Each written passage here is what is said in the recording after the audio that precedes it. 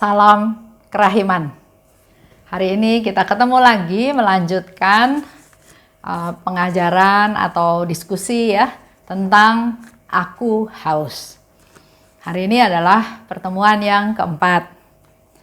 Melanjutkan pertemuan minggu lalu, hari ini kita akan bahas sama-sama tentang ternyata bukan Yesus aja yang mengatakan aku haus.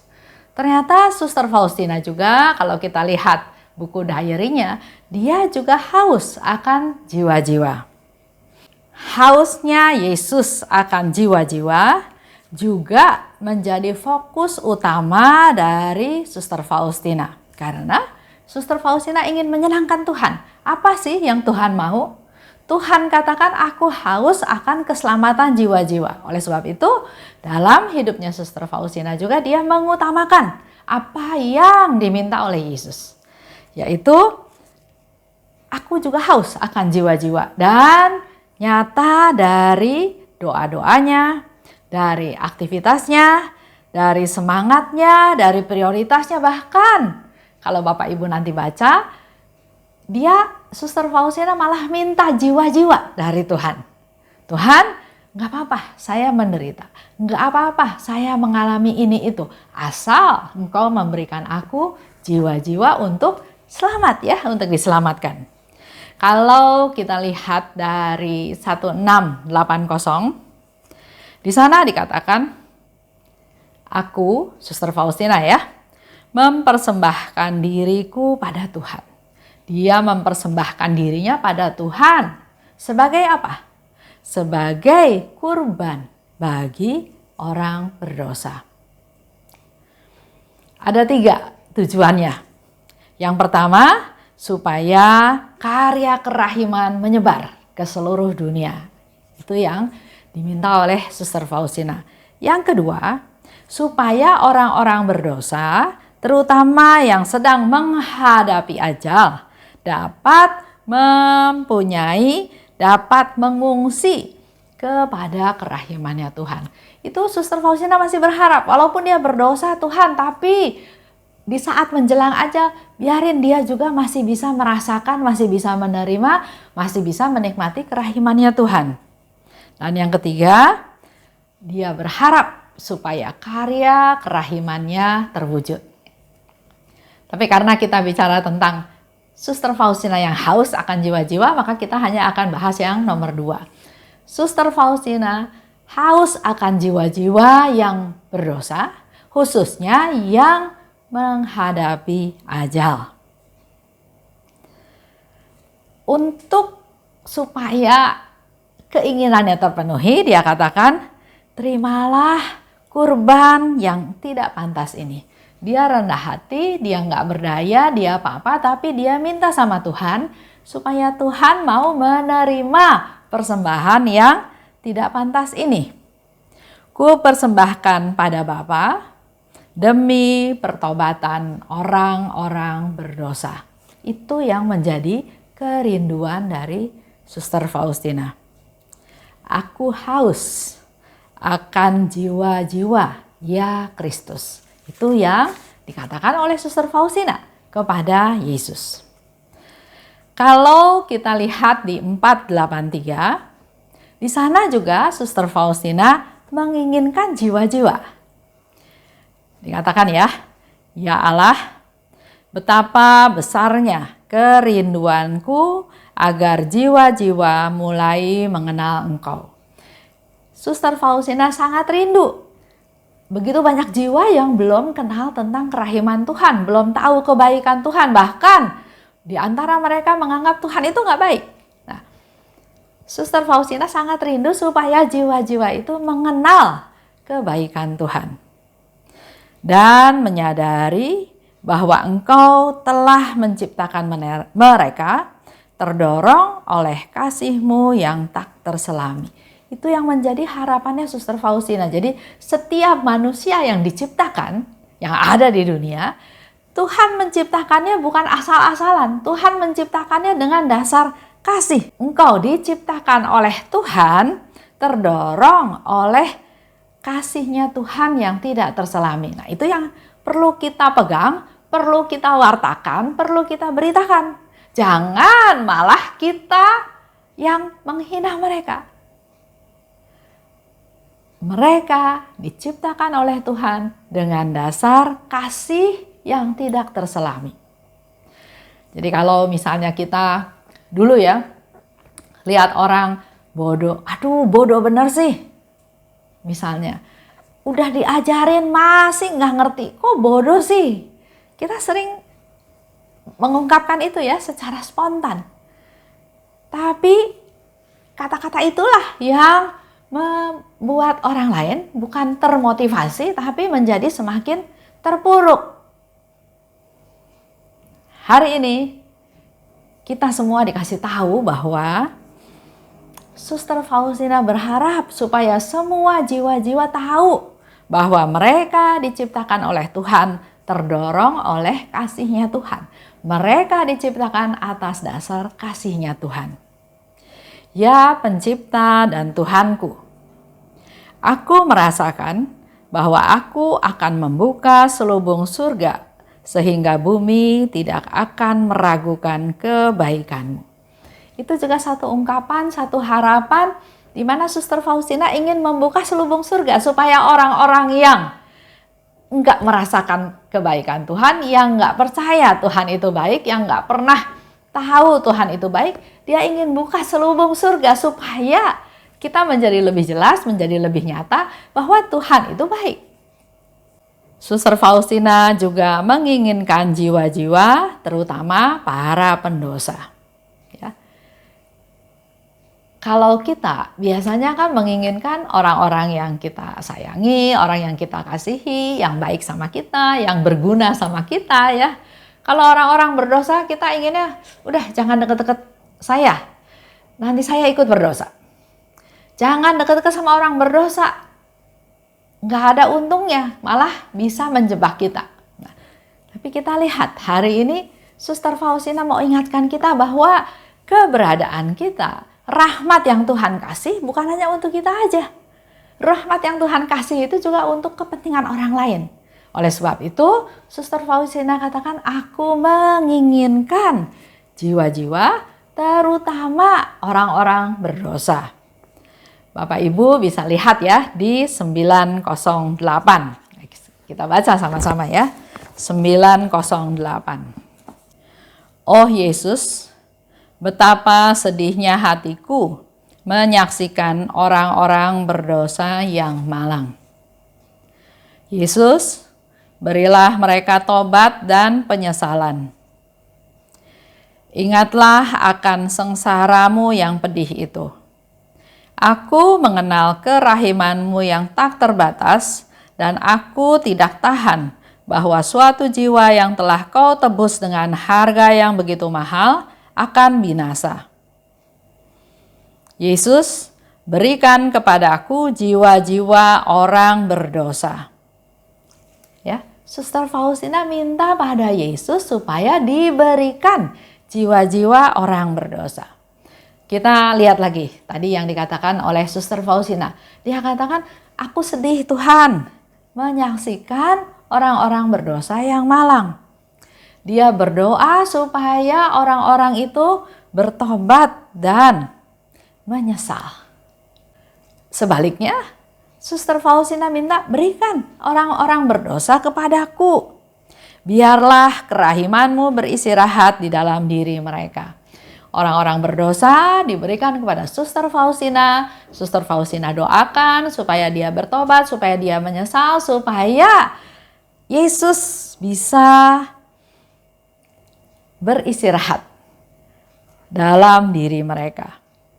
Ambillah segala sesuatu yang ada padaku. Engkau mau ambil kesukaanku, sukacitaku, kegembiraanku, ambillah Tuhan. Tapi berikanlah jiwa-jiwa itu kepadaku. Jadi seperti barter ya, seperti silih. Tuhan, Engkau mau ambil apa yang ada padaku, ambil. Tapi Engkau berikan aku jiwa-jiwa. Aku ingin menjadi hosti kurban bagi orang-orang berdosa. Dia ingin berkorban, dia ingin menderita, dia ingin menjadi silih, dia ingin supaya orang-orang berdosa itu memperoleh penghiburan, memperoleh kekuatan. Biarlah kulit tubuhku menyembunyikan persembahanku ini, sebab hatimu yang maha kuat, maha kudus juga bersembunyi di dalam hosti. Padahal engkau adalah kurban yang hidup. Dia mau seperti Yesus, tersembunyi di dalam hosti. Jadi dia mau kebaikannya, penderitaannya, pengorbanannya, orang lain gak usah tahu. Yang tahu hanya Tuhan. Dan dia berikan itu semua kepada Tuhan dan dia minta jiwa-jiwa. Lanjut ya, di 1325. Suster Faustina mendorong jiwa untuk percaya pada kerahiman Tuhan. Karena dia tahu begitu banyak jiwa-jiwa yang gak percaya pada kerahiman Tuhan. Oleh sebab itu, Suster Faustina juga haus akan jiwa-jiwa tersebut supaya jiwa-jiwa ini percaya pada kerahiman Tuhan. Dengan jelas di 1325 dikatakan, dengan setiap denyut jantungku, ya, aku ingin memuji kerahimanmu yang tidak terselami. Setiap saat, setiap detik, setiap tarikan nafas, setiap denyutan jantung, dia ingin memuji kerahimannya Tuhan. Aku ingin menuturkan kebaikanmu pada jiwa-jiwa. Dan aku ingin mendorong mereka untuk mengandalkan kerahimanmu. Itulah yang menjadi keinginannya. Bukan untuk dirinya sendiri. Tapi dia ingin supaya jiwa-jiwa mengandalkan kerahimannya Tuhan. Dan dengan jelas dikatakan oleh Suster Faustina, inilah misiku, inilah tugasku dalam hidup ini dan dalam hidup yang akan datang. Jadi sebetulnya ini juga menjadi masukan buat kita semua, bahwa kita semua di dunia ini diciptakan Tuhan dengan dasar kasih, diciptakan Tuhan berharga, dan kita harusnya tahu punya misi apa kita hidup di dunia ini. Lanjut ya. Kerinduan dari Suster Faustina juga terhadap jiwa-jiwa dari orang berdosa yang di mana Suster Faustina mengharapkan pertobatan dari mereka. Jadi kalau di nomor lain Suster Faustina minta jiwa-jiwa orang berdosa ditukar dengan apa yang dia punya, silahkan Tuhan ambil asal Tuhan kasih jiwa-jiwa berdosa. Tapi di nomor 309, Suster Faustina dengan jelas berkata bahwa saya merindukan jiwa-jiwa orang berdosa yang bertobat Tuhan. Dia berharap supaya orang-orang berdosa itu bertobat. Dan dengan kita bisa baca dengan lengkap di nomor 309 itu doa persembahan. Suster Faustina mempersembahkan dirinya untuk pertobatan dari orang-orang berdosa. Kita coba lihat ya, 309. Ini juga boleh menjadi contoh buat kita semua kalau kita mau berdoa pada Tuhan, doa mempersembahkan, ya, doa persembahan.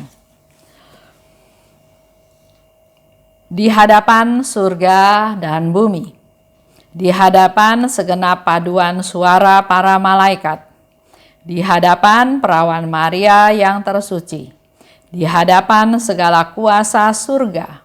Jadi dia ada kesungguhan melakukan doa persembahan ini dengan kesungguhan, bukan asal aja terus besok lupa terus udah nggak melaksanakan. Tapi di 309 ini menunjukkan Suster Faustina berdoa dengan sangat serius sehingga dia katakan di hadapan Bunda tersuci, di hadapan surga, di hadapan segenap paduan suara malaikat. Jadi ada saksinya ya.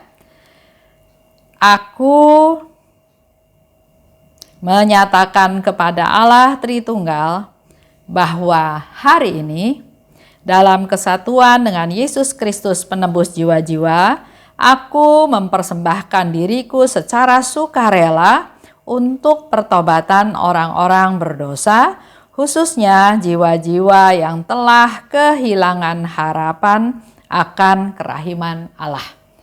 Jadi dia mempersembahkan dirinya dengan sukarela. Di situ disebutkan ya, bukan dengan terpaksa, bukan karena takut, tapi dengan sukarela untuk pertobatan jiwa-jiwa. Terutama jiwa-jiwa yang telah kehilangan harapan akan kerahiman Allah. Baru berapa hari yang lalu ya, teman saya cerita sama saya. Saya baru tahu Bu, orang yang kehilangan akan kerahiman Allah, kehilangan pengharapan akan kerahiman Allah. Kalau kita tahu Allah Maha Rahim, sebesar apapun dosa saya, segagal apapun saya, sejelek apapun, serendah apapun orang menilai saya, tapi kalau saya masih punya pengharapan pada Tuhan, pada kerahimannya, pada kebaikannya, pada kemurahannya, maka saya nggak akan ambil jalan pintas. Tapi orang yang sudah kehilangan pengharapan akan kerahiman Allah, aduh Tuhan, saya gagal terus, saya malu, saya memalukan keluarga, orang tua saya sudah keluar uang banyak buat saya sudah berjuang tapi otak ini nggak nyampe, saya ujian gagal lagi, saya memalukan keluarga, saya merugikan keluarga, udahlah Tuhan, saya bunuh diri aja, selesai. Itu adalah salah satu bukti orang yang kehilangan pengharapan akan Allah. Persembahan ini meliputi penerimaan dengan kepatuhan total kepada kehendak Allah. Semua penderitaan, ketakutan, kegentaran yang memenuhi hati orang berdosa. Jadi kegentaran, keputusasaan, ketakutan yang dialami oleh mereka, biar Suster Faustina aja yang tanggung. Biar itu yang aku tanggung. Sebaliknya, aku memberikan kepada mereka semua penghiburan yang diterima jiwaku dari persekutuanku dengan Allah. Luar biasa ya.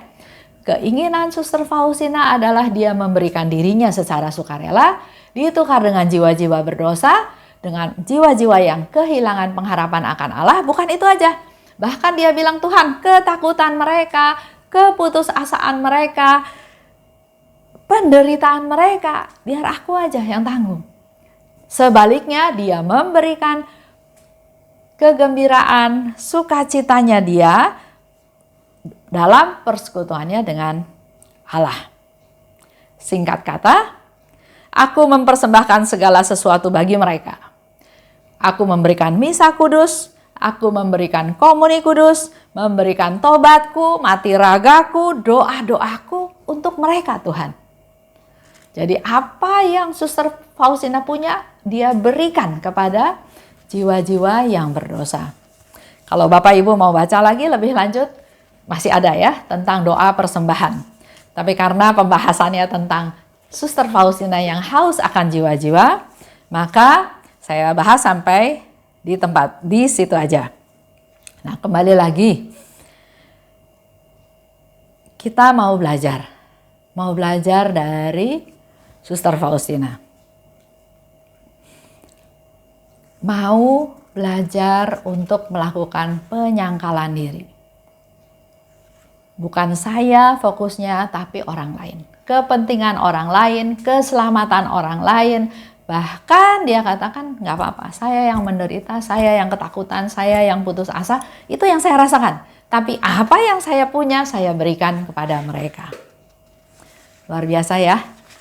Buat Bapak Ibu yang juga barangkali sekarang sedang mengalami sesuatu, putus asa dengan penyakit yang tidak sembuh-sembuh, khawatir masa depan yang makin tidak pasti, COVID masih terus ada dengan segala macam mutasinya.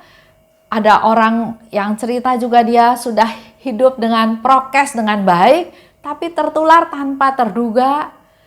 Ada yang meninggal muda dan banyak hal ya yang membuat orang jadi semakin tidak pasti bagaimana masa depan mereka. Yang khawatir, yang putus asa, yang ya mungkin ada problem dalam keluarga, Hari ini Suster Faustina memberikan satu sharing yang luar biasa buat kita semua. Dia berdoa kepada Tuhan untuk supaya jiwa-jiwa tersebut, termasuk jiwa Bapak Ibu yang sedang mengalami kesusahan, putus asa, sakit penyakit yang gak selesai-selesai, masalah ekonomi, apapun, Suster Faustina bilang, berikan padaku Tuhan. Dan sekaligus dia memberikan sukacita. Sukacita dia bersekutu dengan Tuhan. Semoga hal ini juga bisa dialami oleh kita semua. Jangan putus asa. Tetap punya pengharapan pada kerahimannya Tuhan. Kerahiman Tuhan itu tidak terbatas, tidak terselami. Selalu tersedia, ada banyak. Tinggal kita percaya, kita datang padanya. Kita juga menjadi alatnya Tuhan untuk mewartakan hal ini pada teman-teman yang belum tahu bahwa Tuhan itu baik. Tuhan itu memelihara kita, Tuhan itu melindungi kita, dan terutama Tuhan menciptakan kita atas dasar kasih. Jadi dia nggak mungkin membiarkan kita jatuh tergeletak, nggak mungkin. Dia akan memberikan pertolongan pada waktunya. Perlu kesabaran, perlu kesetiaan, perlu kerendahan hati, perlu menyadari bahwa saya ini nggak bisa apa-apa kalau nggak ada Tuhan. Tapi kalau saya punya pengharapan yang besar, Yesus katakan kalau pengharapanmu besar, maka rahmatku yang aku berikan akan menjadi sangat tidak terbatas. Tadi kita belajar ya dari Suster Faustina di 309. Sekali lagi saya mau ajak Bapak Ibu untuk belajar seperti Suster Faustina, menerima apa yang terjadi, penerimaan apa adanya, patuh, taat, setia, laksanakan kehendak Allah. Segala penderitaan, ketakutan, kegentaran itu ada batasnya. Enggak selama-lamanya. Sementara bahkan kita serahkan semua itu pada Tuhan. Persembahkan pada Tuhan. Karena Suster Faustina minta itu pada Yesus. Persembahkan pada Tuhan. Dan sekaligus Suster Faustina katakan, aku memberikan penghiburan, misa kudus, komuni kudus, doa, mati raga, tobat untuk kita semua. Di nomor yang lain, Suster Faustina minta pada Yesus untuk memberikan belas kasihan. Tuhan, berikanlah belas kasih-Mu kepada mereka, khususnya kepada para pendosa. Itu ada di 927. Aku menyambut komuni kudus sebagai suatu olah penyilihan.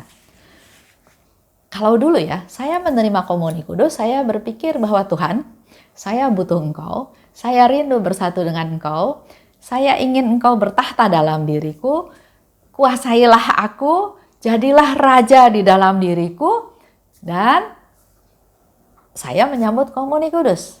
Sucikan aku, bimbing aku, lindungi aku, jauhkan aku dari yang jahat, bertahtalah Tuhan dalam diriku. Tapi hari ini kita diberi satu kesadaran baru dari Suster Faustina bahwa pada waktu dia menyambut komuni kudus bukan semata-mata untuk kepentingannya Suster Faustina saja. Tapi dia katakan sebagai olah penyilihan. Jadi dia menerima komuni kudus bukan hanya untuk kepentingan dia, tapi juga sebagai olah penyilihan untuk membantu orang lain, untuk menolong orang lain. Itu ada di 927 ya, nanti Bapak Ibu bisa baca. Yesus, itu yang dikatakan oleh Suster Faustina, hari ini aku mempersembahkan segala sesuatu untuk orang-orang berdosa. Jadi apa yang dia lakukan, dia persembahkan untuk orang-orang berdosa. Biarlah deraan keadilanmu menimpa diriku. dan lautan kerahimanmu meliputi orang berdosa yang malang. Ya, jadi apa yang dilakukan oleh Suster Faustina itu selalu seperti itu. Tuhan, apa yang aku punya aku berikan padamu. Tapi berikanlah jiwa-jiwa padaku. Apa yang aku punya, kegembiraan, sukacita aku berikan kepada Tuhan untuk supaya menghibur jiwa-jiwa berdosa. Kalau berdosa kan ada hukuman ya, sehingga di sini dikatakan biarlah deraanmu, cambukan, pukulan, menimpa aku. Jangan menimpa orang yang berdosa itu. Tapi justru sebaliknya, limpahkanlah lautan kerahiman meliputi orang-orang berdosa yang malang. Di 619, Suster Faustina mempersembahkan segala sesuatu untuk jiwa-jiwa.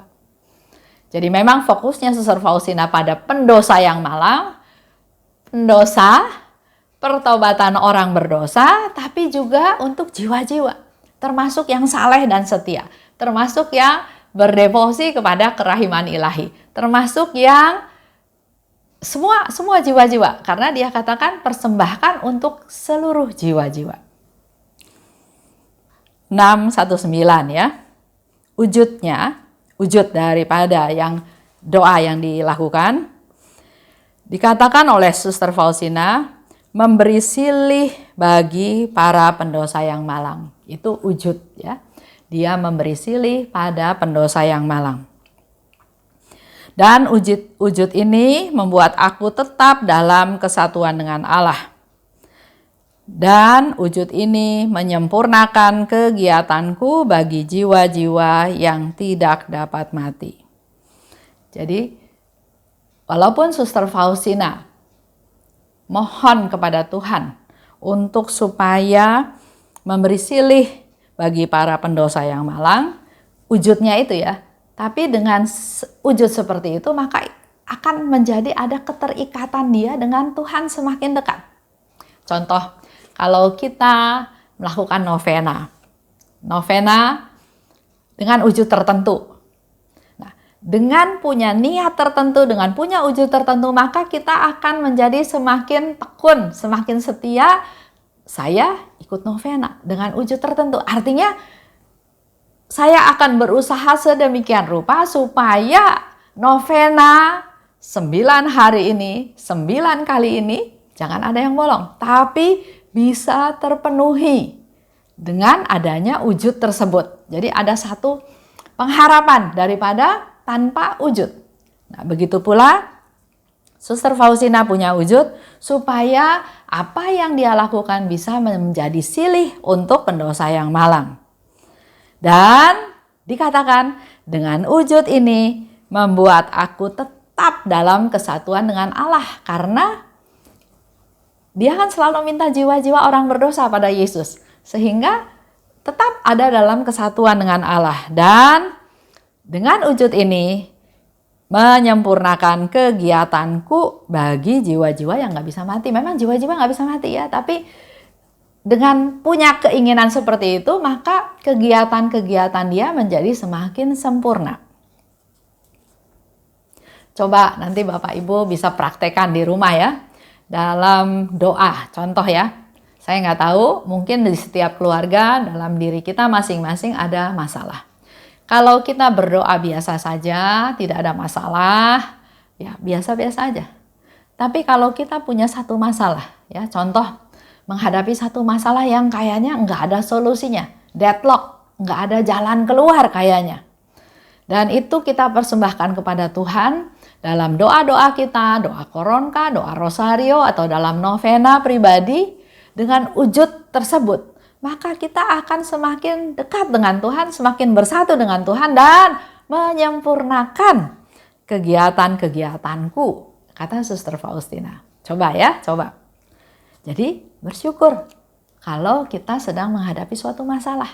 Karena dengan demikian kita bisa mengerucut fokus kita, target kita, wujud kita semakin mengerucut pada hal yang kita anggap penting tersebut. Suster Faustina hidup untuk jiwa-jiwa. Dia hidup bukan untuk diri dia sendiri. Nah, ini bisa dilihat di nomor 382. Aku tahu bahwa aku hidup bukan untuk diri sendiri, tapi untuk sejumlah besar jiwa. Begitu pula saya harap kita semua sadar bahwa kita hidup bukan untuk saya aja. Bukan untuk keluarga saya aja. Bukan untuk orang-orang yang dekat saya aja. Tapi kita hidup itu untuk sejumlah besar jiwa. Karena apa yang kita lakukan, apa yang kita katakan, apa tindakan kita, itu akan berdampak pada banyak orang, baik secara langsung maupun tidak langsung. Maka kita harus punya kualitas hidup yang baik karena apa yang kita lakukan itu berdampak pada sejumlah besar jiwa. Aku tahu rahmat Yesus yang diberikan padaku bukan hanya untukku sendiri, tapi untuk sejumlah besar jiwa. Itu ada di 382. Jadi kalau ada Bapak Ibu yang masih saya, fokusnya saya. Nah, mulai hari ini tolong sadar bahwa bukan hanya untuk diri sendiri, tapi untuk sejumlah besar jiwa. Suster Faustina juga melakukan penebusan dosa bagi jiwa-jiwa. Kita bisa lihat di 694. Kembali lagi, dia menjadi silih dari jiwa-jiwa. Kata Yesus, anakku, tinggal beberapa tetes lagi yang masih ada dalam pialamu. Tidak akan lama lagi. Itu yang Yesus katakan. Dengan segala macam penderitaan, dengan segala macam apa yang dialami oleh Suster Faustina, sampai Yesus berkata bahwa tinggal beberapa tetes lagi yang masih ada dalam piala. Dan tidak lama lagi. Kematian sama sekali tidak akan menghancurkan apa yang baik. Itu yang dikatakan oleh Suster Faustina. Dan memang betul ya, pada saat dia meninggal, Suster Faustina juga bilang, waktu dia meninggal, apa yang dia rintis ini bukannya hilang, bukannya mati, bukannya selesai, tapi justru baru mulai. Di sini dikatakan kematian sama sekali tidak akan menghancurkan apa yang baik. Oleh sebab itu Bapak Ibu, walaupun kita nanti suatu hari mati, tapi kalau kita meninggalkan hal yang baik, maka hal baik itu akan terus berdampak kepada orang lain. Begitu pula dengan kalau kita melakukan yang tidak baik. Misalnya, ngajarin anak mencuri. Anak itu merasa enggak bersalah, mama saya yang ajarin. Suatu pengajaran yang tidak baik, kita mati. Apakah selesai? Apakah anak itu bertobat? Belum tentu. Karena dia diajar yang enggak baik, dia punya karakter juga yang jelek, maka dia juga bisa menularkan ketidakbaikan itu kepada orang lain. Dan ingat, pada hari pengadilan nanti kita semua akan diadili oleh Tuhan apa yang sudah kita lakukan. Jadi buat Bapak Ibu jangan pernah merasa percuma berbuat baik. Karena di sini Suster Faustina katakan kematian itu tidak menghancurkan apa yang baik. Aku berdoa bagi jiwa-jiwa yang mengalami penderitaan batin.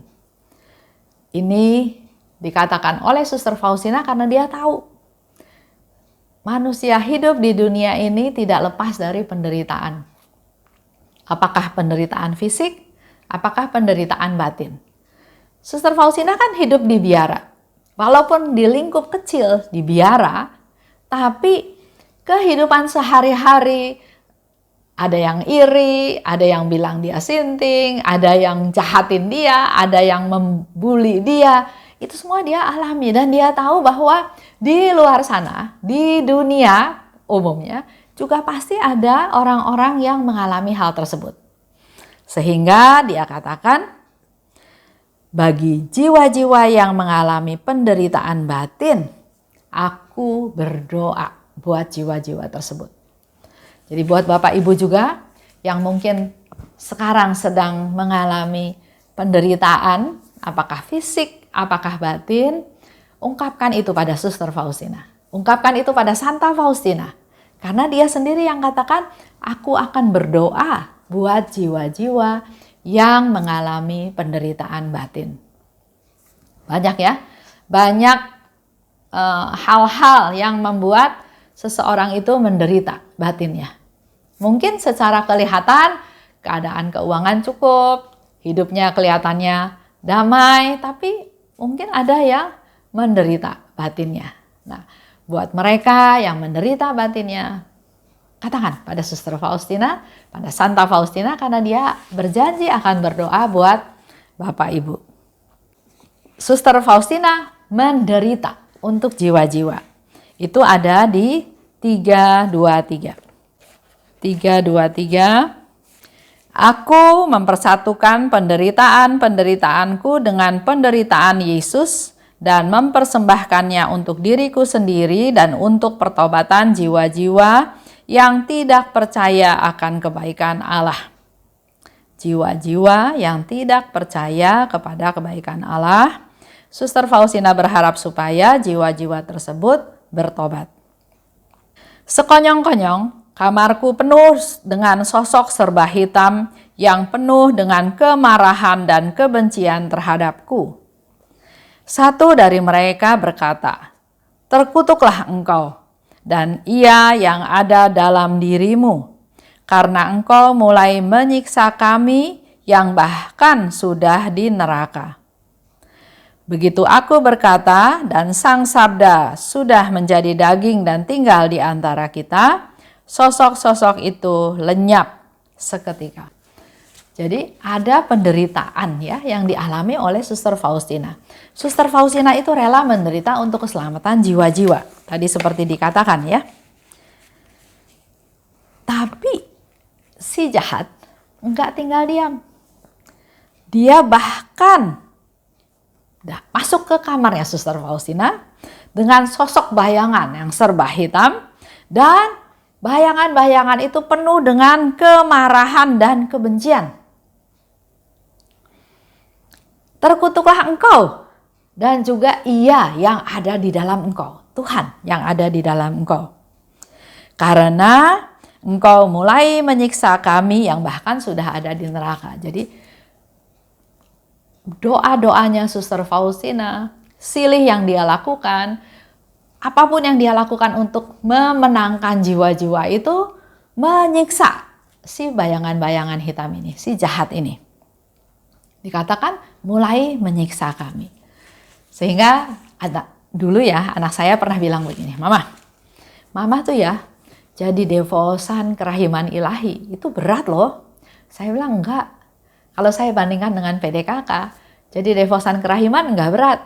PDKK itu harus bisa bahasa roh. Saya nggak bisa. Sekali, 2 kali pernah, tapi udah itu hilang. Saya nggak bisa.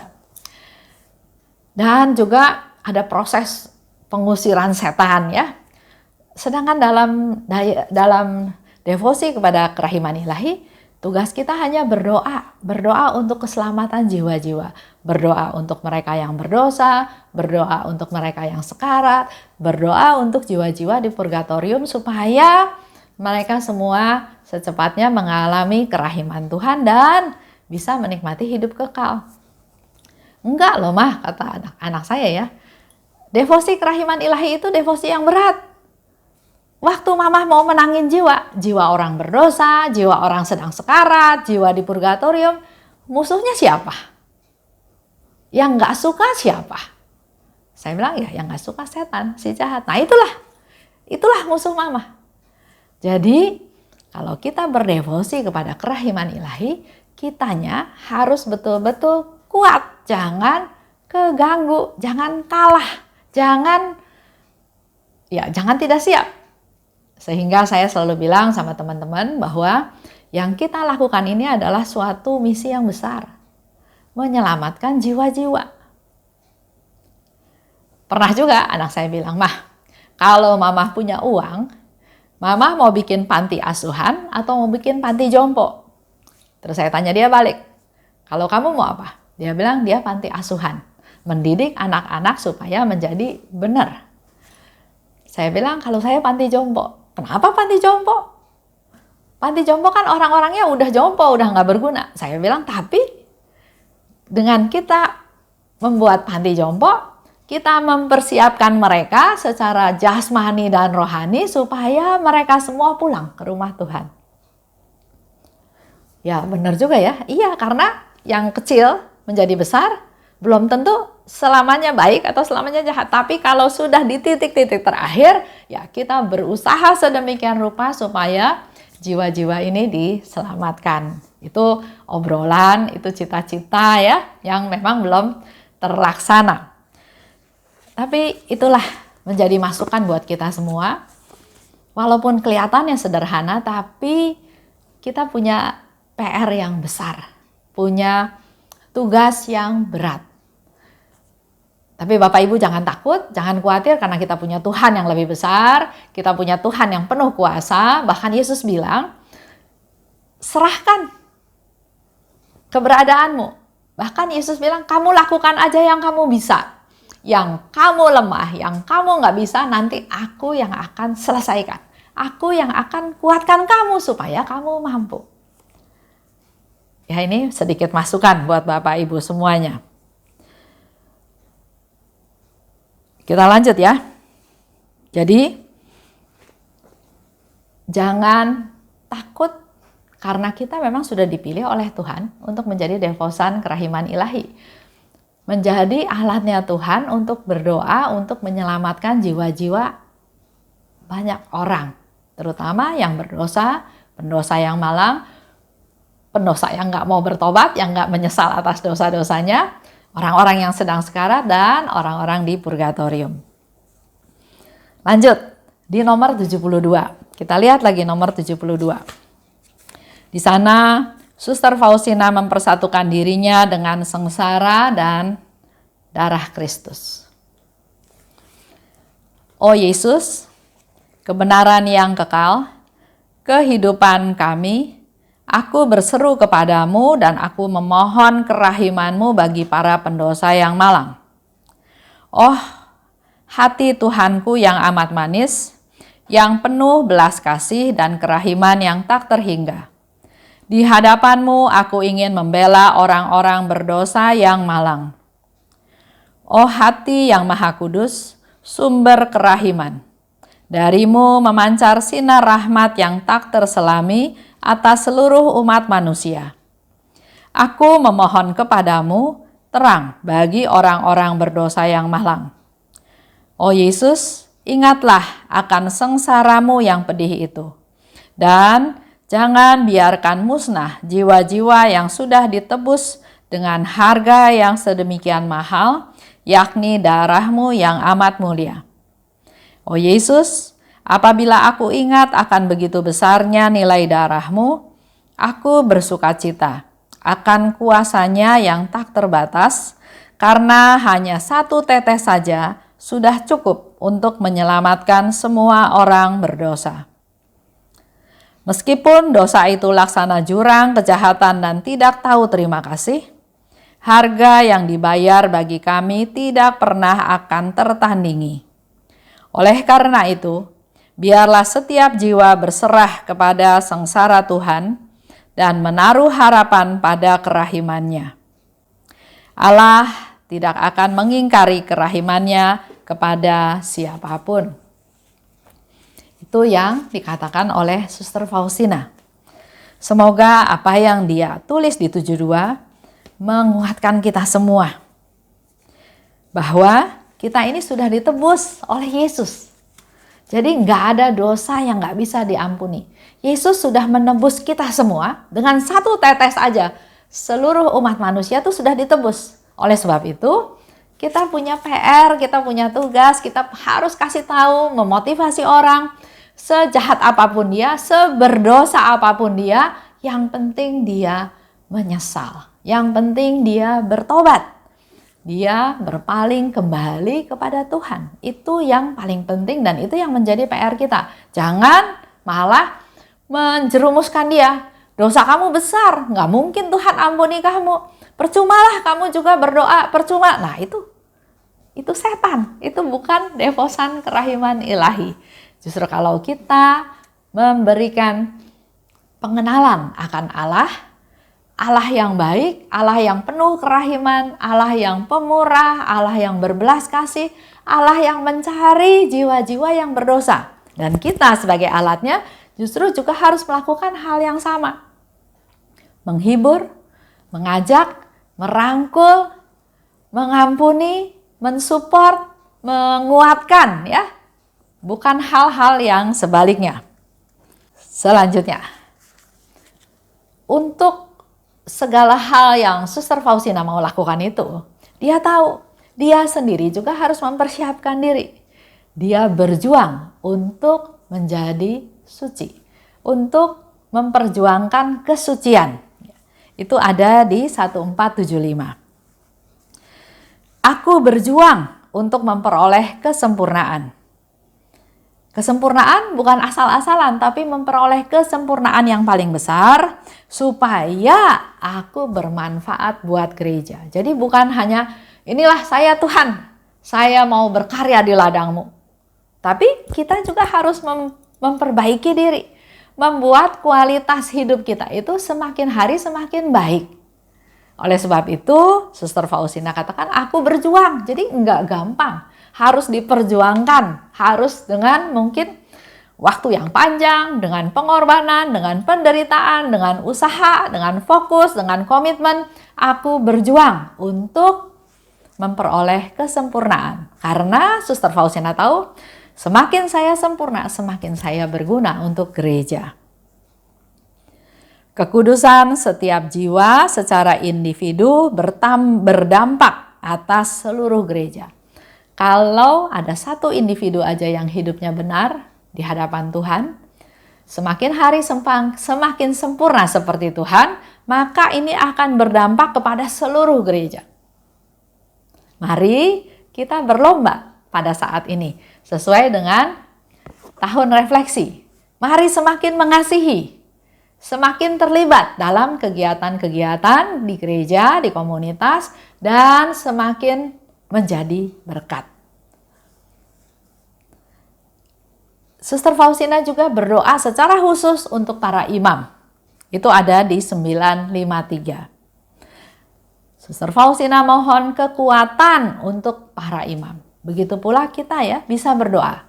Jadi bukan hanya teman-teman di Senakel aja yang berdoa untuk para imam, tapi kita pun bisa atau diberi contoh oleh Suster Faustina untuk berdoa untuk para imam supaya mereka diberi kekuatan. Jangan mudah tergoda, juga dijauhkan dari godaan-godaan. Kita nih umat-umat yang suka menggoda mereka tanpa atau mungkin dengan kesadaran. Sering ada juga yang nggak sadar. Ternyata apa yang dia lakukan menjatuhkan para romo tersebut. Nah, sekarang saya mau ajak Bapak Ibu, di mana Suster Faustina berdoa untuk orang yang sedang sekarat. Itu ada di 1783. Aku mohon pada Allah agar berkat semua misa kudus, Ia melimpahkan kerahiman kepada dunia. Jadi yang dimohon oleh Suster Faustina adalah supaya berkat semua misa kudus. Sekarang misa kudus jadi tambah banyak ya dengan masa pandemi. Ada jam 6, ada yang jam 7, ada yang jam 11, ada yang jam berapa, ada misa harian. Orang-orang yang tadinya nggak bisa ikut misa harian sekarang tiap hari bisa ikut misa harian. Dengan masa pandemi ini perayaan Ekaristi jadi makin banyak. Bisa ikut juga berkali-kali. Jam ini ikut yang di Jakarta, nanti berapa jam kemudian bisa ikut lagi di paroki lain, bahkan di luar negeri kita masih bisa ikut perayaan Ekaristi. Bahkan kita bisa ikut perayaan Ekaristi di Vatikan, yang kayaknya tadinya nggak mungkin terjadi ya. Dan di sini Suster Faustina katakan, aku mohon padamu Allah, agar berkat semua misa kudus, Ia melimpahkan kerahiman kepada dunia. khususnya kepada orang-orang berdosa yang malang, yang pada saat itu sedang menghadapi ajal. Suster Faustina tahu masih banyak orang yang berdosa. Pada saat sekarat itu dia masih tetap berdosa. Kalau orang yang mengalami sakit, dia tahu ya keadaan dirinya, dia tahu, maka dia bisa mulai membuat persiapan buat dirinya dia sendiri. Minta ampun sama Tuhan. Juga minta maaf sama anggota keluarga, mungkin sama suaminya, mungkin sama istrinya, mungkin sama orang tuanya, sama anak-anaknya. Dia bisa bilang, itulah persiapan-persiapan. Di samping itu dia juga berdoa, mempersiapkan diri. Buat para devosan, pasti dia berdoa koronka setiap hari. Mohon pengampunan dari Tuhan. Mohon supaya Tuhan kalau saatnya datang bukan sebagai hakim tapi sebagai Allah yang Maha Rahim. Nah, dalam hal ini, Suster Faustina minta supaya semua misa kudus yang ada, Tuhan melimpahkan kerahiman pada orang berdosa yang sedang sekarat.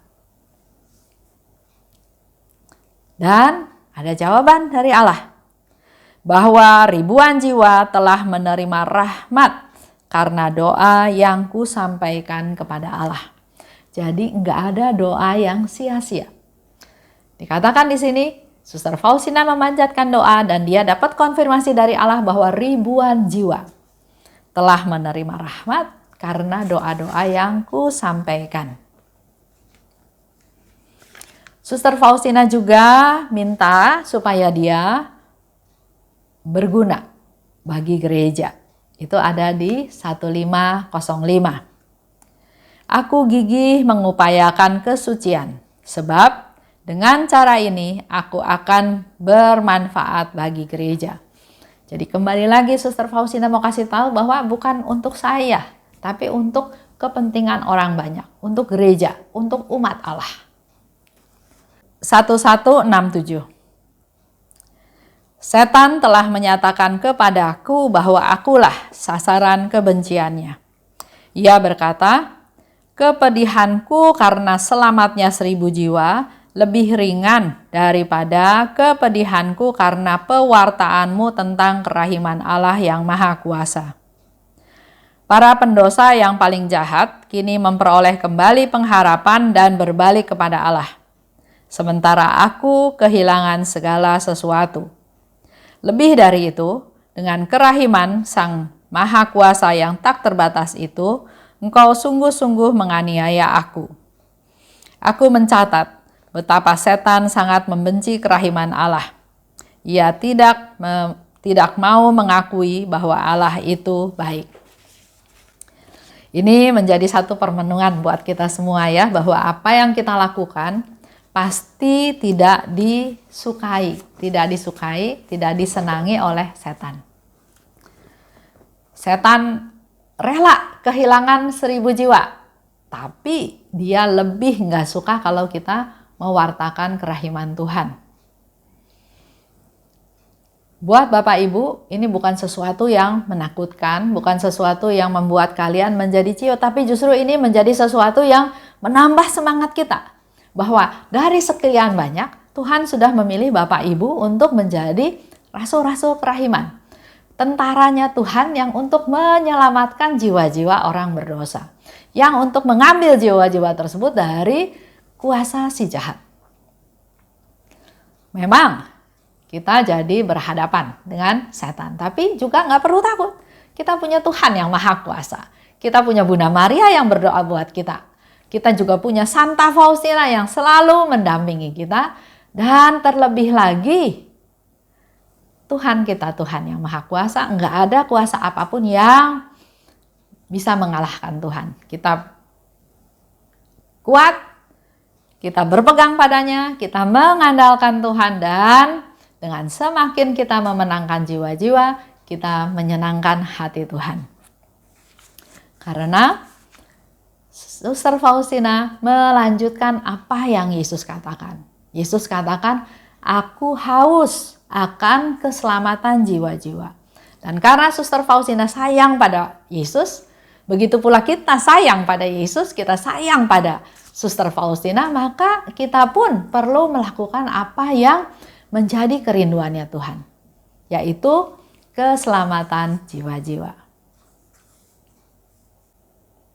Untuk minggu depan, kita akan bahas tentang apa sih yang diminta Yesus kepada Suster Faustina. Karena Yesus mintanya dicatat, maka pasti juga apa sih yang Yesus minta kepada kita semua para devosan kerahiman ilahi. Untuk 1 minggu ini saya ajak Bapak Ibu untuk merenungkan apa tujuan hidup kita. Apa sih misi hidup kita masing-masing. Mari kita juga luangkan waktu berdoa, mohon pada Tuhan, dan mencari jiwa-jiwa yang perlu diselamatkan melalui doa-doa kita. Untuk keselamatan jiwa-jiwa tersebut, dan untuk bisa melaksanakan apa yang Tuhan kehendaki. Itu aja untuk hari ini, panjang ya. Tapi semoga hal ini memberikan masukan kepada kita semua bahwa Yesus katakan, aku haus. Dan mari kita yang memenuhi kehausannya Yesus itu supaya Yesus enggak haus lagi. Salam kerahiman.